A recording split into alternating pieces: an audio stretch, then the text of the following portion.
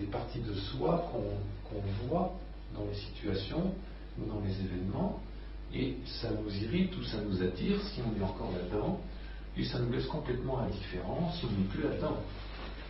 Et on sait que tout est juste. À partir du moment où on a compris ce phénomène petit à petit avec le temps, ça ne se fait pas du jour au lendemain, on comprend que tout ce qui se passe sur Terre maintenant est parfait. Ça peut choquer beaucoup de gens. C'est complètement parfait, parce que tout le monde accomplit son rôle. Vous voyez, on va vous donner un exemple. Je vais vous donner un exemple. Vous savez que depuis environ l'ère moderne, l'ère industrielle des années 1800, l'athéisme s'est fortement développé. À un moment donné, cet athéisme se développe vraiment pour mettre toute sa confiance dans l'argent, la réussite sociale, le robotisme, les diplômes, enfin tout ce qu'on veut, que ça a fait naître dans une autre partie du monde une hyper-religiosité fanatique. Oui, de quoi je parle. C'est la balance. Tout est juste. S'il n'y avait pas cette balance, au niveau des égrégores de la planète Terre, il y aurait certainement des gros problèmes. Voilà. Okay. Bon, on arrête pour ça. Est-ce qu'il y a quelques questions encore? Et puis je vais continuer. Oui. Est-ce que le PMT c'est faire ni bien? Non, c'est ni bien ni mal. Au-delà du bien et du mal, on n'en parle plus de ça, c'est fini. On est quand même dans une démarche, enfin vous êtes dans une démarche, ceux qui font la PMT et ceux qui le reçoivent, oui. Vous êtes dans une démarche d'amélioration et de bien-être de l'individu. Oui, c'est une démarche de croissance, mais pas de bien-être. C'est pas la même chose. Non, rien à voir. Un enfant qui grandit a forcément quelques petits problèmes de croissance. Avec la PMT, on augmente la croissance, les plus ovaires craquent plus vite. C'est tout. Oui. La PMT, vous essayez de nous faire comprendre qu'il faut avoir une autre paire de lunettes pour regarder la réalité, sa propre réalité. Oui. L'inconvénient, la seule remarque au départ, c'est qu'on risque de tomber dans une sorte d'intellectualisme. On veut intellectualiser les choses. Non, pas du tout. C'est le danger. Ça, c'est ton regard. De comprendre pourquoi. Oui, ça, c'est ton regard. Non, mais merci de t'exprimer, c'est magnifique. Mais ça, c'est ton regard. Parce que dans une séance de PMT, il n'y a pas d'enseignement. Il n'y a même pas un thérapeute qui sait quelque chose et qui veut aider l'autre. La personne qui vient s'asseoir sur la chaise, elle ne sait pas du tout pourquoi elle vient. Elle sait simplement qu'elle veut se transformer. Et l'opérateur, il ne sait pas du tout quelle mémoire il va transporter. Mais c'est ma question, c'était pas ça. Le christianisme, pour revenir aux religions égratignées, le christianisme voulait changer l'homme. En changeant l'homme, on change la société. C'est le but du christianisme, bien sûr. Si on regarde les textes anciens. Oui, tout à fait. C'était le communisme, oui. qui est un grand du communisme qui a disparu et qui reviendra sur notre compte, peut-être. C'est de changer la société, d'abord la société pour changer l'homme. Oui. C'est pas du tout la même Il faut le problème à l'envers. Oui, exactement. Oui. Et là, l'idée, je suis en PNT 11e session. Oui, d'accord. Là, on veut se transformer soi-même et on essaie de comprendre comment ça marche. Et c'est pas évident de comprendre comment ça marche. Je sais, c'est pas facile, il m'a fallu 25 ans. Je sais que c'est pas facile. Mais ton idée, qui est celle de Jésus, quand il disait, Jésus ne disait pas qu'il fallait changer les lois à l'époque de César. Il disait, aimez votre prochain comme vous-même, ça veut dire transformez-vous. Et quand vous voyez la paille dans l'œil du prochain, c'est que vous avez la poutre en douce à la même forme. Mais c'est vrai que les gens à l'époque n'étaient pas prêts à entendre ça. Déjà maintenant, regardez ici, il y a 14 personnes. Si tous les gens qui veulent devenir meilleurs étaient conscients de ça, on devrait louer une salle de 500 personnes à Villefranche. Comprenez? Mais c'est pas nécessaire. Non, mais... Je vais vous expliquer pourquoi. Attends. Non, mais vous avez dit une chose très importante. Oui. Malgré tout, le Christ a dit aimez-vous les uns les autres. Oui, absolument. Quand on fait ça, tout est résolu presque. Absolument. Mais il faut que toutes tes cellules aiment. Ouais, parce qu'on aime par mental, par l'ego. Voilà, c'est des parties de soi qui aiment l'autre. C'est soi-même. Imagine un ordinateur où il y a plein de programmes. C'est ce qu'on est. Il y a des programmes qui peuvent aimer et d'autres que tu ne connais pas de toi et qui n'aiment pas. D'ailleurs, tu peux en avoir la preuve. Est-ce que dans ta vie, tous les gens t'ont aimé? Bien sûr que non. Alors voilà. Ils sont miroirs de toi, des parties de mon amour en toi. Donc tu ne peux pas dire que tu aimes les autres. Non, mais j'ai jamais eu cette prétention. Je dis que certainement, quand on a cette démarche-là, c'est plus facile. Oui, mais si c'était une démarche si facile, tu l'aurais déjà accomplie.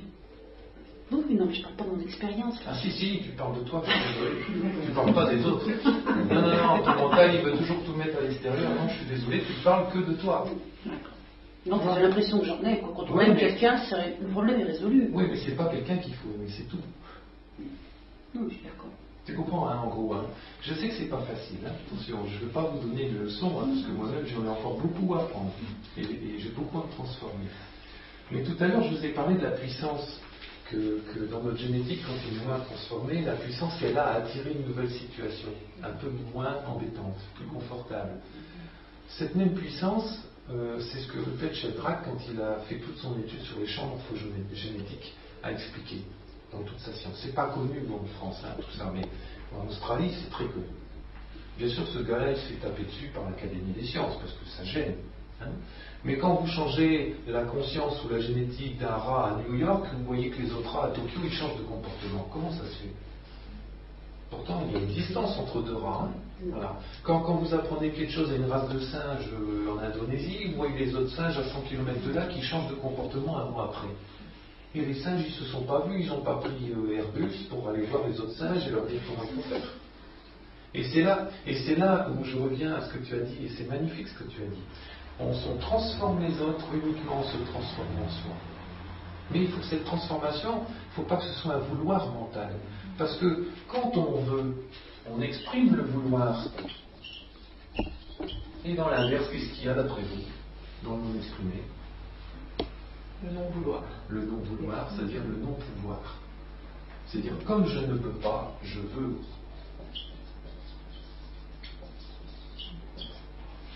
Voilà. Et tout le vouloir est à jeter à la poubelle maintenant. On n'a plus rien à vouloir. On n'a pas à monter des associations pour aider les pauvres, on n'a rien à faire. On a juste à se transformer soi. Je vous assure que si demain, tous les gens qui sont dans le robotisme arriviste du système, hein, l'ambition sociale, l'ambition politique, l'ambition religieuse, l'ambition d'être le plus musclé, l'ambition d'être le plus beau, l'ambition de passer à Star Academy, des trucs comme ça, je vous assure que si ce robotisme-là tombait, et que les personnes commençaient à faire un chemin, même s'il y avait que, on va dire, 100 millions de personnes dans le peuple européen et occidental à faire ça, eh bien je vous assure que l'islamisme intégriste il tombe en morceaux. Et même si à leur tête, il y a des personnes très mal intentionnées et obligatoirement obligées de manipuler des gens qui sont assez naïfs mais qui sont sincères pour aller transmettre une religion qui veut chasser le démon, le diable, ou je ne sais pas quoi, même si leur donner l'ordre, ces jeunes gens, ces jeunes âmes moins avancées, et qui sont sincères, elles diraient, d'un seul coup, elles ouvriraient les yeux et diraient, mais non, pourquoi je vais faire ça? Parce qu'en fait, sur le plan planétaire, c'est ce qui se passe comme sur un plan humain. Imaginez la planète Terre, ici. Et vous savez que cette Terre, elle a comme nous un corps éthérique, qui paraît, il y a 12 couches dedans, mais ça, je ne peux pas aller dans le détail. Un corps astral, un corps mental et un corps causal. D'ailleurs, dans ces corps, c'est là où vivent nos amis décédés. C'est là qu'ils sont toujours sur Terre, hein. Ils ne vont pas au ciel. Quand l'apôtre Paul parlait du 7e ciel, c'est en fait le corps causal, c'est là où les êtres les plus évolués vont quand ils sont décédés. Mais dans les basses couches, ici, bon, il y a tous ceux qui ne sont pas très avancés, hein, ce qui est pas mal d'ailleurs, parce que nous aussi on est passés par là. Mais nous, toutes nos pensées conscientes, toutes nos fréquences inconscientes, elles rayonnent sans arrêt là-dedans. Sans arrêt. Et ça forme quoi? Des masses de pensées conscientes et inconscientes de même nature, qui vont s'amalgamer, comme les nuages s'amalgament dans le ciel, et on appelle ça une égrégore. Et tout ça, ça pollue les corps de la planète. Si tous les corps de la planète sont complètement chargés, la Terre peut imploser. D'ailleurs, avez-vous remarqué que souvent les grands tremblements de terre ont lieu dans des régions où il y a beaucoup de violence et de racisme et d'intolérance. Ça crée des scissions dans les corps éthériques, même de la matière même. Il n'y a pas de hasard, même le climat est notre miroir. Même le climat. Si ces égrégores sont trop nombreux, souvent ce sont des égrégores de jugement qu'on émet.